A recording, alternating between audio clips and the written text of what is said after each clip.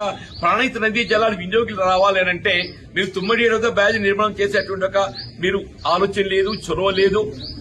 ఇవాళ మిగిలేదు మేడిగడ్డను మనం పునరుద్ధరింపజేసుకోవాలి. ఇప్పటికైనా కానీ ఏదైతుందో ఈ ప్రభుత్వం ఇంకా రెండేళ్ళు ఉండబోతుందా, ఇంకా రెండేళ్ళు ఉండబోతుందని చెప్పంటున్నా. ఇప్పటికైనా కళ్ళు తెరిచింది. ఇప్పటికే కళ్ళు తెరిచి ఇన్నదాకా ఏమనుకున్నది, మేడిగడ్డ సాగు పెట్టి కేసీఆర్ గారిని దోషిగా నిలబెట్టే ప్రయత్నం చేసింది. కేసీఆర్ దోషి కాదు, ఈ తెలంగాణ రాష్ట్ర భవిష్యత్తు నిర్మాణం చేసినటువంటి ఒక స్ఫూర్తి తెలంగాణ రాష్ట్ర నిర్మాణాన్ని వీళ్ళ నిలబెట్టే విధంగా ఒక స్ఫూర్తిదాత అని చెప్పంటున్నా. వీళ్ళ మీరు గత వారం రోజులు గమనిస్తుంటే ఏ విధంగా కాళేశ్వరం ప్రాజెక్టు పునరుద్ధరింప చేసుకోగలుగుతాము, మేడిగడ్డ బ్యారేజ్ పునరుద్ధరింప చేసుకోగలుగుతాం అనే ఇవాళ ఎందుకంటే దోషి అయిపోతున్నాడు. ఇక్కడ 3 కాలాలు గడిచిపోయిందే ఈ వేసవితోని, ఇక మిగిలింది 2 కాలాలు. ఈ 2 కాలాల్లో కూడా చేస్తా అంటే కూడా అవుతుందా కాదా తెలియదు కానీ చెప్తున్నా నేను.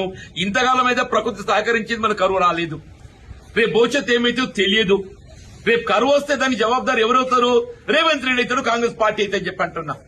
దానికి జవాబుదారు ఎవరైతారో రేవంత్ రెడ్డి అవుతాడు, కాంగ్రెస్ పార్టీ అయితే అని చెప్పంటున్నా. దానికి ఏదైతుందో అదేదో ఇవాళ జ్ఞానోదయం అయినట్టు ఏదైతుందో ఏ సంతోషం. ఇప్పటికైనా we welcome it. Kaleshwaram project పునరుద్ధరింపబడటమే ఇలా తెలంగాణ రాష్ట్ర భవిష్యత్తుకు అది ఏకైక మార్గం అని చెప్పంటున్నాను. ఇప్పటికైనా కాంగ్రెస్ ప్రభుత్వం రేవంత్ రెడ్డి గారు వాస్తవానికి అనుగుణంగా కళ్ళు తెరిచినందుకు నేను సంతోషం అని చెప్పంటున్నాను.